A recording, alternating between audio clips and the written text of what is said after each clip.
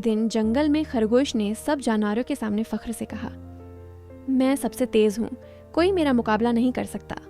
कछुआ जो हमेशा खामोश रहता था बोला, खरगोश भाई, क्या हम दौड़ का मुकाबला करें? खरगोश हंसकर कहने लगा, तुम मुझसे मुकाबला करोगे? चलें, दौड़ लगाते हैं।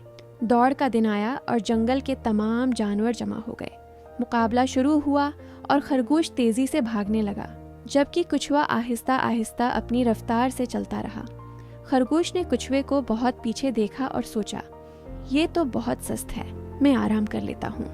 खरगोश एक दरख्त के नीचे सो गया और कछुआ बगैर रोक के अपनी मंजिल की तरफ बढ़ता रहा। जब खरगोश की आंख खुली तो उसने देखा कि कछुआ तकरीबन जीत चुका है। खरगोश ने तेजी से दौड़ लगाई, लेकिन कछुआ पहले ही जीत चुका था। इस दिन खरगोश ने सीखा कि गुरूर और लापरवाही हमेशा नुकसानदेह होते हैं और मुस्तकिल मेहनत कामयाबी की कंजी है।